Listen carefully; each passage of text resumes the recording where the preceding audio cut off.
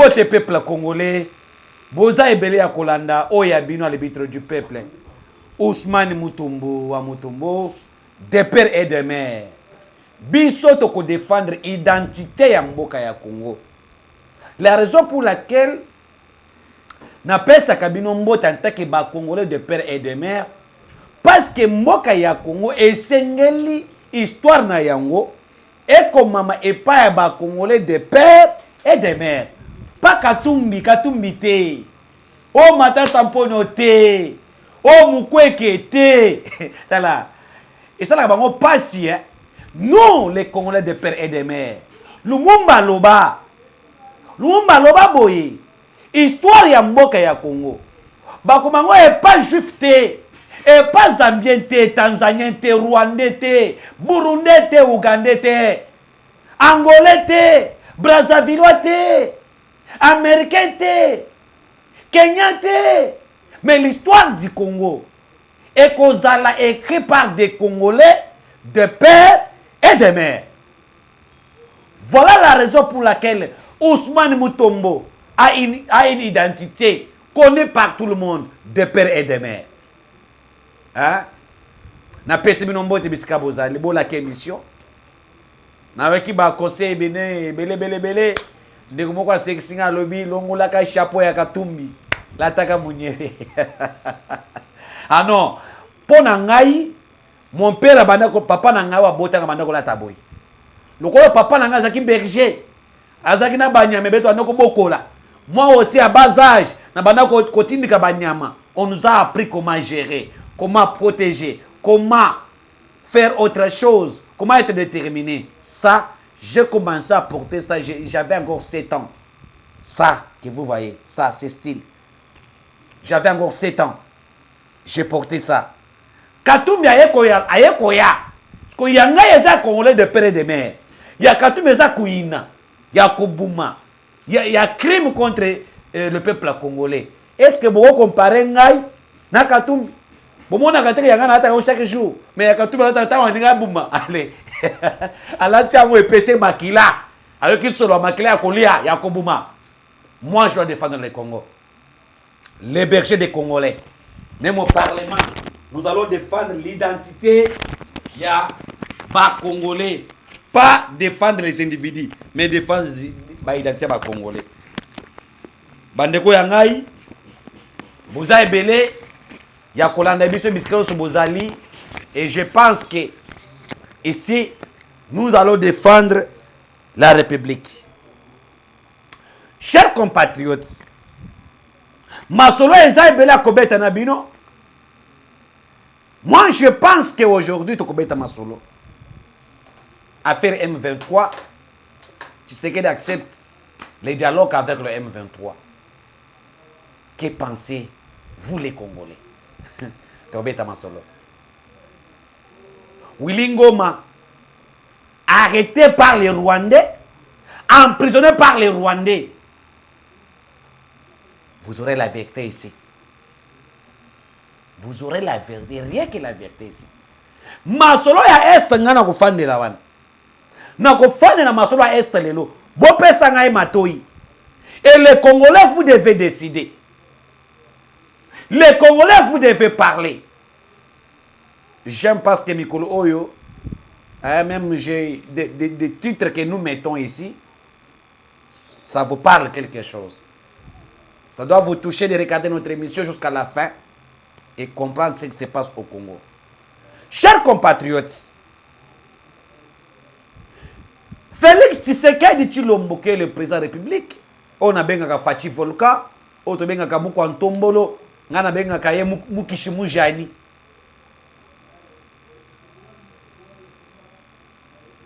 A décidé que à côté kala qu'on négocie na banguna te a benga ba M23 lokola ba terroriste ayabi saki biso que ce n'est pas le M23, c'est le Rwanda qui agresse le Congo. Les actes posés par le M23, ce sont des actes de terroristes.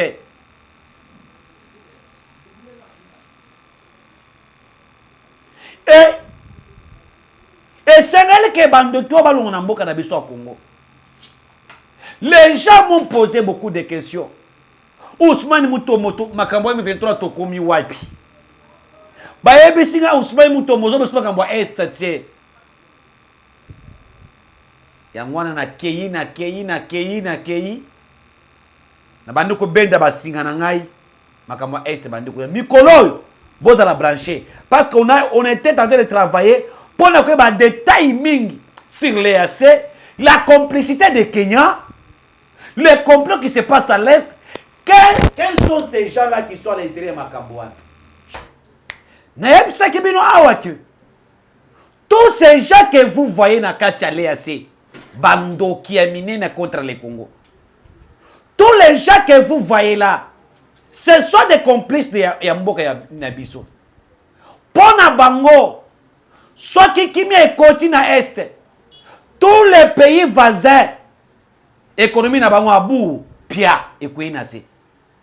Il y a des chefs d'États africains, oh, parce que ma carrière minière na Katia Est. Est-ce que Moutouana na koya pona lobbying, Moutouana na koya pona dialogue, est-ce que akolinga ke bitu mwana sil? Yangwana yebisa kibino awa mukweke kutikala kwenye mateke sécurité côté na Est mboka na bisote. Parce que ceux qui sécurité côté na Est, mukweka continue na chômage. Bino bozo kusoma kwa hôpital ya Panzi. Ezoka na ressources. Ka beni ezalaki batteur de mort, de viol, bozo ka Panzi. C'est qu'elle ne veut pas. Bandeko yangai l'affaire M23, tokomi wapi, na makambo M23 oyo. Aimez cette émission. Partagez cette émission Masolo dans l'arbitre du peuple.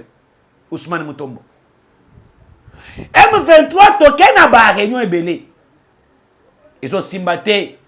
Ba wuti ko sala awa. Et réunion na ba chef d'état na kati ya Goma. Délégation et yaki na Uhuru Kenyatta pour ne pas cantonner ba M23. Il y a eu mikolo wutu koleka tant baloba ke na Kindu bana Kindu ba telemi ba yoka l'arbitre du peuple ba sali marche balobi pas question toya ba peut-être mdoki mais toya ba M23 te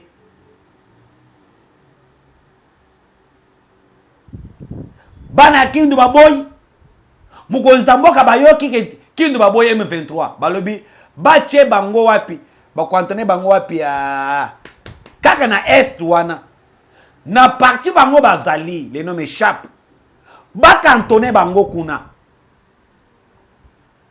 ezaka na Rutshuru wana une partie au bango pe bazo gérer mais ba kantone bango kuna qu'est-ce qui bloque cantonnement ya M23 tilelo? Voilà la vérité.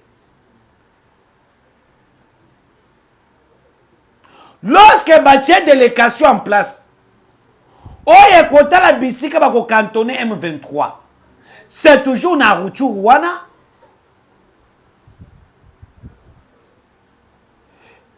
La délégation rwandaise voulait être aussi dans cette équipe.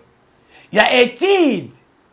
Il y a bisika bako cantonné M23. Boye ba ki boye na Sabinyo.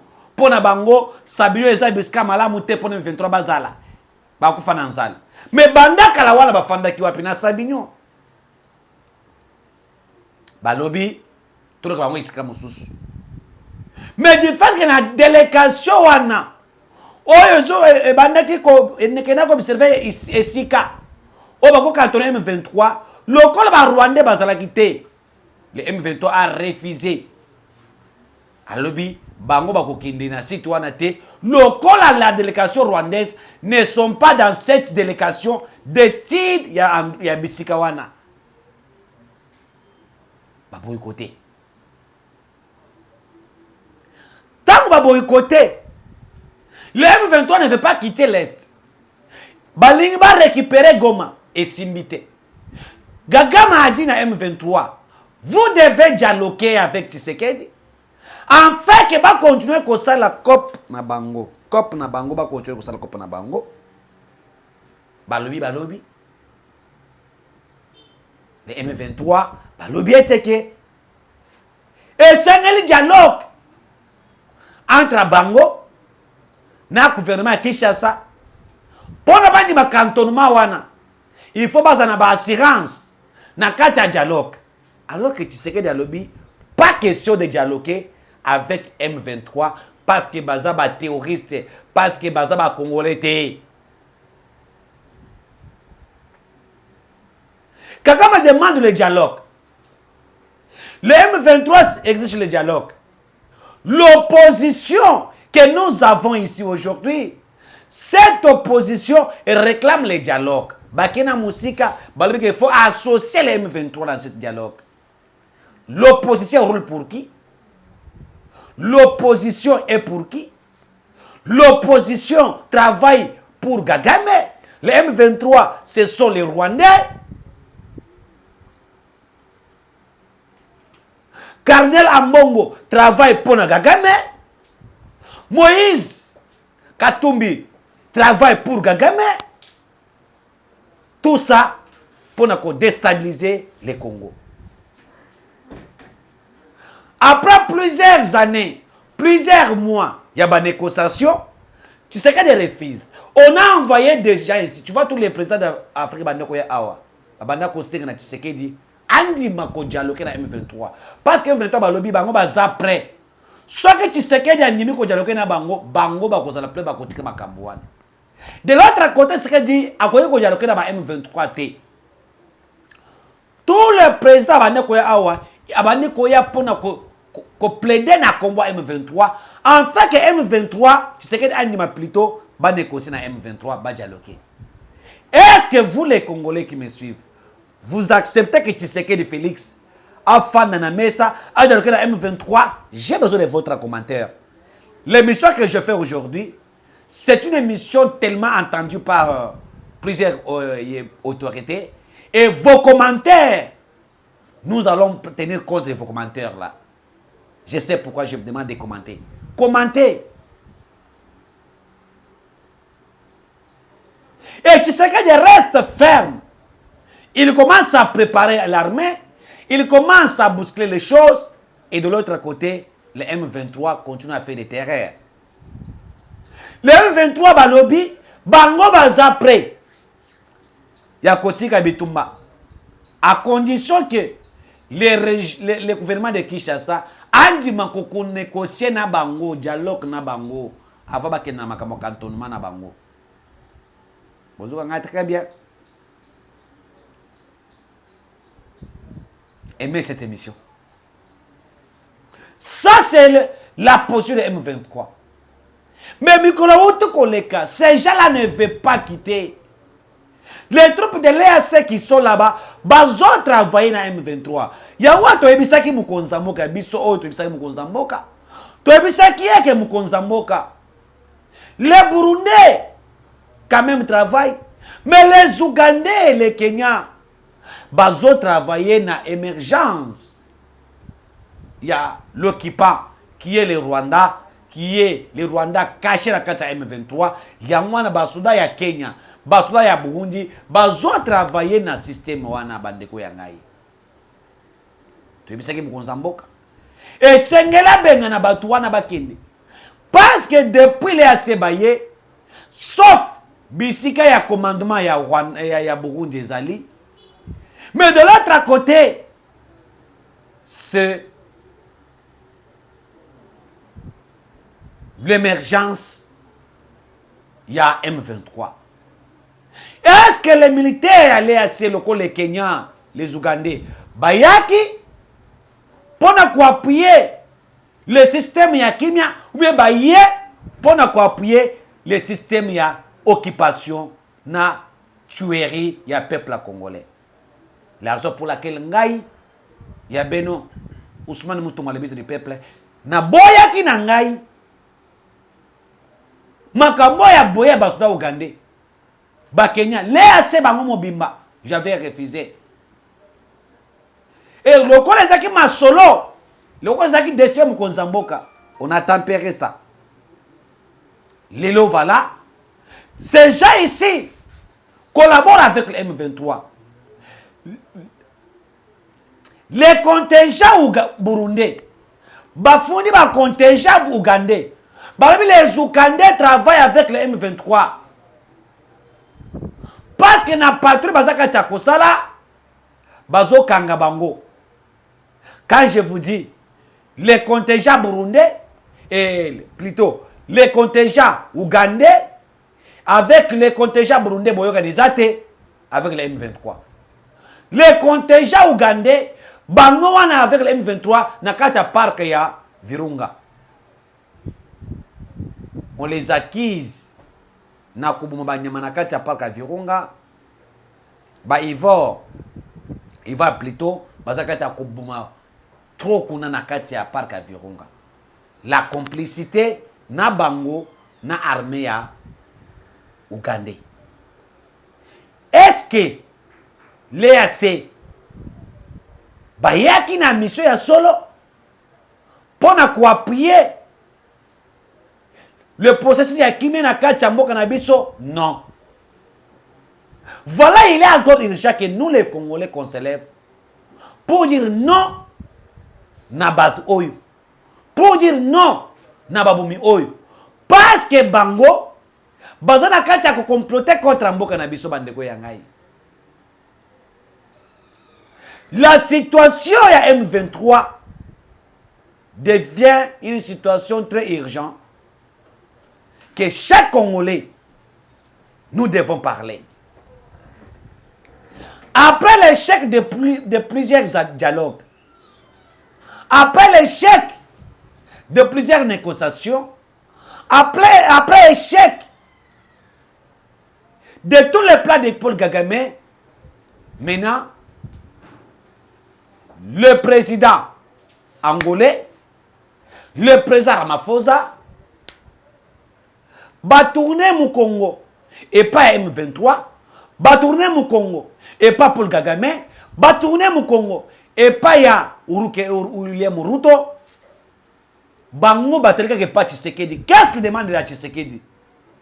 Ce président ici demande à Tshisekedi d'accepter de négocier ou de dialoguer avec le M23. Voilà la pression que Tshisekedi est sur ses épaules. Il y a une pression totale, une pression Yamakasi. Oh yo, le président angolais, le président Ramaphosa, avec la communauté internationale, fait pression sur Tshisekedi, en fait que Tshisekedi a un dialogue na M23. Est-ce que vous les Congolais, vous acceptez que Tshisekedi a un dialogue? La pression c'est Tshisekedi quand je vous dis. Au moins, Makambo cantonnement bloqué, on n'en parle pas. Makambo boy, on n'en parle pas. Donc, tout est bloqué. La seule pression qu'on fait à Tshisekedi, c'est d'accepter de négocier avec les terroristes. Qu'est-ce qui se cache derrière tout ça? Et Tshisekedi aussi dit, à Koki Kondimate, à dialoguer à M23, parce que dialogue avec le M23, le peuple ne veut pas se gâcher sur tous les morts, d'où il faut d'autres solutions. Tshisekedi reste très déterminé et avec NON, na dialogue avec le M23. Parce qu'ils veulent créer les psychoses pour dire que le M23 doit participer à l'élection en Bokanabiso et c'est le M23, Bango peut se présenter à l'échéance électorale, Bango peut s'appeler tous les Congolais pour participer à ma ponami. Vous comprenez le plan? De l'autre côté, Fayoul demande le dialogue, Katumbi également, Kabila également, le M23 également. L'opposition congolaise roule pour qui? Roule pour le peuple ou bien roule pour les ennemis du Congo?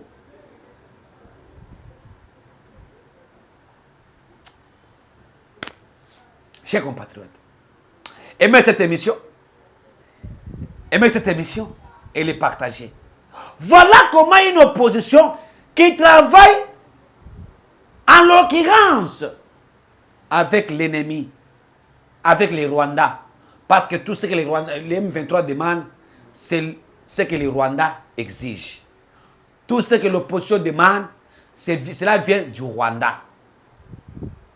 J'ai vu un cardinal rwandais, cardinal émérite rwandais, alors que nakati mes, alors que Masisi wana eza e ba rwandais et sengeli ba rwandais ba récupérer Masisi wana alobi toko se laisser faire te. La cardinal rwandais. Voilà un cardinal qui soutient son chef même dans les mal pour l'intérêt du peuple. Pour l'intérêt de bango ba rwandais. Azo défendre mboka na ye. Mais ici, nous avons un cardinal de la honte, un cardinal de la mauvaise goût, un cardinal de la malédiction, un cardinal qui prédit que la malédiction sur le pays, c'est un bongo. Il faut suivre cet exemple-là. Le cardinal sait que non, Kagame Azoboumana Est, le territoire de l'Est n'est pas pour les Rwandais. Ayebiango. Mais ce cardinal n'a pas condamné Kagame. Ce cardinal défend Kagame. Défend Kagame. Alors ici, nous avons un ambongo qui défend l'ennemi. Un ambongo qui nous dit leadership de Kagame est un leadership éclairé.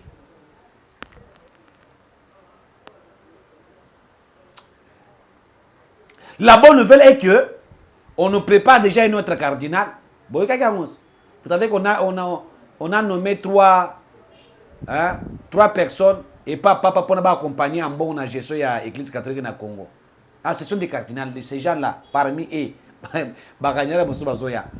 On est en train de nous préparer un nouveau cardinal qui dans quelques mois qui arrivent, il sera désigné par le pape et en Bongo, vous allez rappeler na niveau ya Vatican pour na kakenda kosala ki katumbis na yekuna ki kablis na yekuna ki kagamest na yekuna.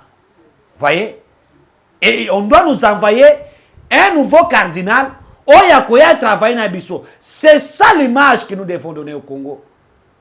En bon, c'était un cardinal de la honte, de la malédiction sataniste. Le roi de la clique à les francs-maçons, la raison pour laquelle il dit n'importe quoi. Le Congo mérite mieux que ces messieurs.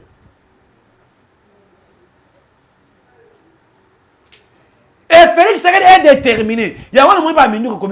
C'est la solution que nous avons. Vous devez me donner cette solution. Que Félix Tshisekedi accepte de négocier avec le M23 ou qu'il prend quelle décision. Parce que jusqu'à présent, la pression à Zanayango, il reste toujours catégorique. Bah, commentaire, qu'est-ce que nous devons faire? De l'autre côté, les M23 sont bloqués par les Ouazalènes. Depuis qu'on avait annoncé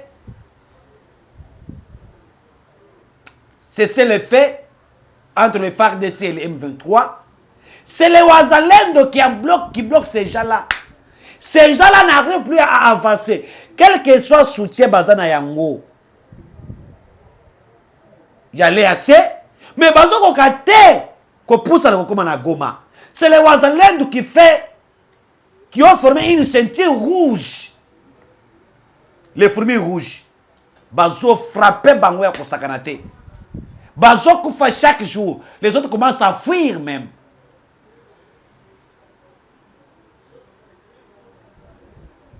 À tout moment que les M23 veulent attaquer, ils trouvent les Ouazalènes dans leur chemin, mais ils sont frappés. Et les autres commencent à fuir même leur plan de terroristes.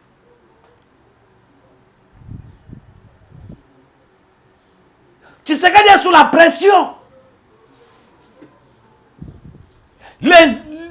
Les amis du Congo, qu'on pensait sur les amis, mais ce ne sont pas les amis.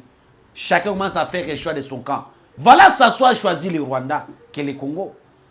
Voilà Sassou a voulu être avec le Rwanda que le Congo. La seule chose que nous devons retenir est que tous les pays limitrophes qui nous entourent, tous, nous devons les considérer comme nos ennemis. Je sais que moi je vous dis c'est ça. Ça, c'est être Congolais de père et de mère. Nous devons les considérer comme ça.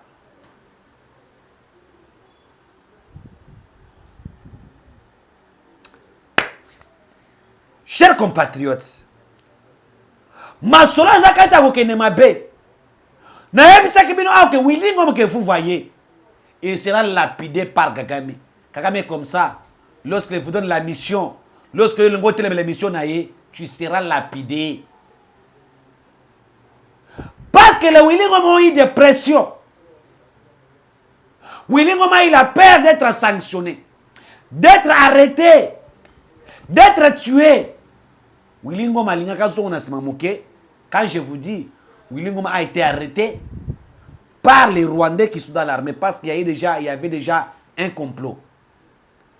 Les Congolais qui sont avec les Rwandais dans le M23 et les Rwandais qui sont dans le M23, les Rwandais qui sont dans le M23 acquisent les Congolais au bazar na kati ya M23 qui bangonde bazo teka mesh na bango na bango pour être que bango ba ko kozwa gomate parce que tous les plans bango bazo tia ezaka déjouer bazo comprendre té.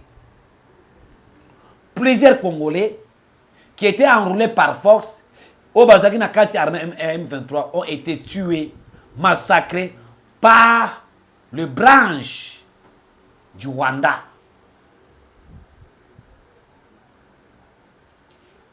Et lobby awa. Willingom a été arrêté par ses collabos du Rwanda. Donc, il a voulu fuir Willingom alinga kima. Willingom alinga kima. Ko kima na kaya banguna parce que ça a pression de tout bord.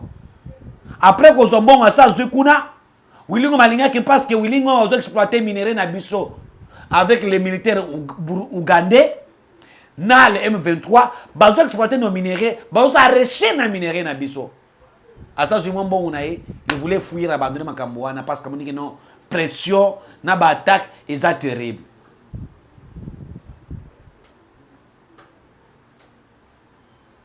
Bakanga Willingoma, il est protégé quelque part. Ça ce sont les informations que les Congolais qui sont au niveau du M23 et certains militaires qui sont à l'est du Congo, que nous travaillons avec eux, bah PSBISO, yango. Bah Congolais musoza imfeto bazakata kokima kopakatambang. Willingom est arrêté par les Rwandais, bah bombier quelque part na Tchanzu parce que Tchanzu est la zone M23 bazo occupé à 100%. Et ça quartier général à M23 na Tchanzu na Katarucho. Willingom est là. Est-ce que Bozoka est sous? Naim Sakabino Kagame ko solana ye.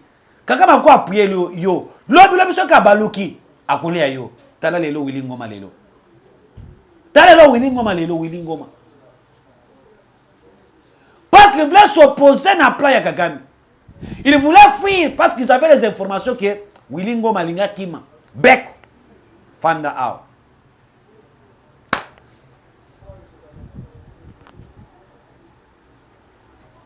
Aimez cette émission. Et voilà! Félix Tshisekedi Azola qui sa démonstration naïe. L'armée que nous avons trouvée, une armée abandonnée, une armée laissée, une armée discriminée, une armée des étrangers rwandais. Cette armée est juiforme. Cette armée bataille yango. Cette armée est une volonté. Cette armée est une autre dimension. Et montée en puissance. Parce qu'il y a un homme. Fils de l'homme. Félix Antoine Tshisekedi Tshilombo. Otchekumu. Voici l'homme. L'homme qui va changer l'armée. On se pose des questions. On se pose des questions. Tout ce que nous voyons. On était dans l'embarco, mais Minduki Oyo, Nabat Oyo, Félix a joué à mon colonie. Que Dieu bénisse cet homme. Parce que la sécurité d'un pays, c'est l'armée. La paix d'un pays, c'est l'armée. La réussite d'un pays, c'est l'armée.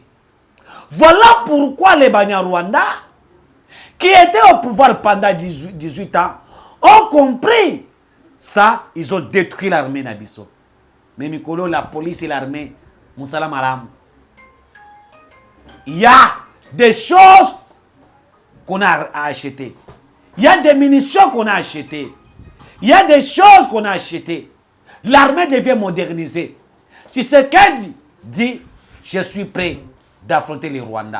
Et je suis prêt d'en finir avec le M23. Alors, aujourd'hui, nous avons la pression. Est-ce que tu sais que j'ai besoin de votre appui. J'ai vos commentaires là.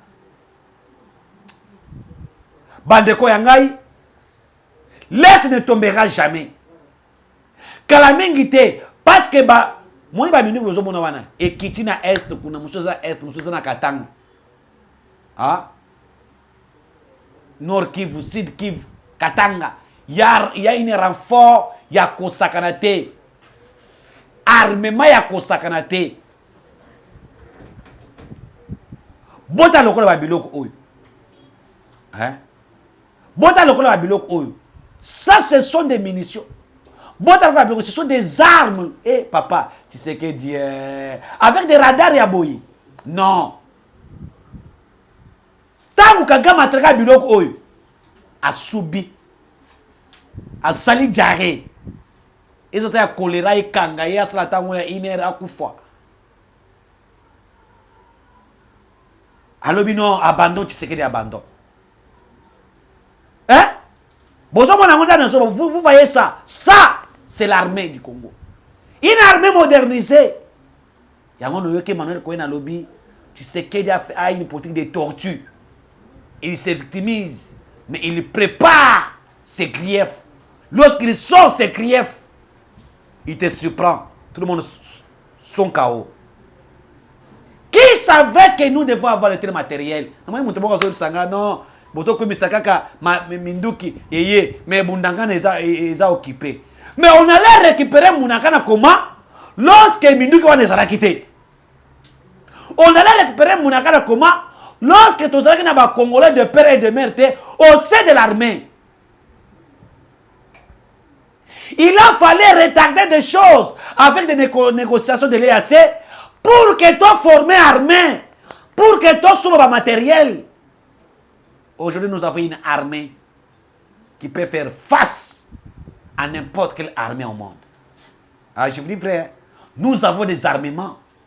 Et Mounakan que vous dites là sera récupéré. Moi, hier, on m'a informé que moi, et Gitina Goma, ils ont une frontière bisika ba Soudan na biso ba tchederner ba frontière Italie na Rwanda wana. Ça chauffe quand je vous parle. Les M23 commencent à se retirer. Ba muso bazo kimma par force, bazo batama. Ba Congolais bazaki na kati M23 ba muso ba ye côté à FARDC kolobate bokarde biso awa tokufa. Pourquoi ba moni ba matériel wana ba check kumu. Chuma cha mamboy. Oh, il frappe à mon côté avec bandi kake bandi. Rwanda Koluba, c'est que les Misabiso. Merci, chers compatriotes. J'ai aimé le travail des secrétaires sénateurs américains qui travaillent, les sénateurs de Géorgie et des autres, qui travaillent jour et nuit pour les sanctions, pour la sanction pour la Rwanda. Et je sais que ça doit se faire. Oh, il faut sanctionner le Rwanda. Et nous sommes prêts d'en finir avec les Rwandais. Nous sommes prêts de terminer tout ça. Car les Congolais de père et de mère ont besoin de la paix. Nous avons un président de père et de mère. Voilà l'importance d'avoir un président patriote. Il dit non à l'ennemi. Non au M23. Non à une pression extérieure. Nous allons défendre notre pays jusqu'à la dernière minute, au sacrifice suprême. Chers compatriotes, merci. Avec Dieu, nous vaincrons. Le Congo est à nous, des pères et des mères.